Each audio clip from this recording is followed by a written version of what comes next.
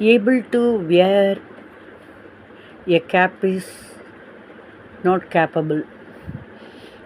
ஒரு கேப்னா தொப்பி, அது நம்ம போட்டுக்கிறோம் அப்படின்னா நம்ம கேப்பபிள், அதாவது நம்மளால் செய்ய முடியும் அப்படிங்கிற ஒரு தன்மைக்கு ஆளாக முடியாது. இது எப்படி இருக்குன்னா, நான் வந்து பேசிக் ஸ்டூடெண்ட்ஸ்க்கு, பேசிக் லேர்னர்ஸ்க்கு ஹிந்தி எல்லாம் சொல்லி கொடுத்துட்ருந்தேன். நான் அப்போ வந்து ஃப்ரேம், கோல்டன் ஃப்ரேம்டு கண்ணாடி போட்டுப்பேன். ஒரு ஸ்டூடெண்ட், மேடம் இன்றைக்கி நான் கண்ணாடி போட்டு வந்திருக்கேன், ஏப்பா அப்படின்னா, உங்களை மாதிரி எனக்கும் இப்போ ஹிந்தி வரும்லங்கிறான். அவனுடைய வேதனை அவங்களுக்கு. அதாவது என்ன சொல்கிறோன்னா, able to where a cap is not capable, able to understand is understandable. அதாவது புரிந்துக்க முடியும் அப்படிங்கிற தன்மை தான் புரிதல். கேப்பு போட்டவங்க எல்லாருமே capable person.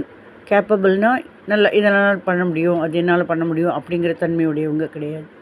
Able to understand is understandable. ஏன்னா புரிதல்ங்கிற அது வந்து மேஜிக் வேர்டு. புரிதல் வந்துட்டு ரொம்ப முக்கியம். எப்போவுமே நம்ம வந்து யாரையுமே டாமினேட் பண்ணாமல், ஒரு ப்ளீஸிங்காக, ஒன்றும் இல்லை, ஒரு ஃபேனை ஸ்விட்ச் ஆன் பண்ணு அப்படின்னா நம்ம வந்து குட் யூ ப்ளீஸ்ன்னு சொல்லுவோம். ஸ்விட்ச் ஆன், குட் யூ ப்ளீஸ் ஸ்விட்ச் ஆன் த ஃபேன் அப்படின்னா எஸ் ஷியூர் அப்படிம்பாங்க. அதாவது கொஞ்சம் தயவுசெய்து ஃபேன் போடுறியா அப்படிங்கிறப்ப கண்டிப்பாக அப்படிம்பாங்க. ஸ்விட்ச் ஆன் த ஃபேன் அப்படின்னு யாரும் அதிகாரமாக பண்ணால் no I have lots of work அப்படின்றவாங்க.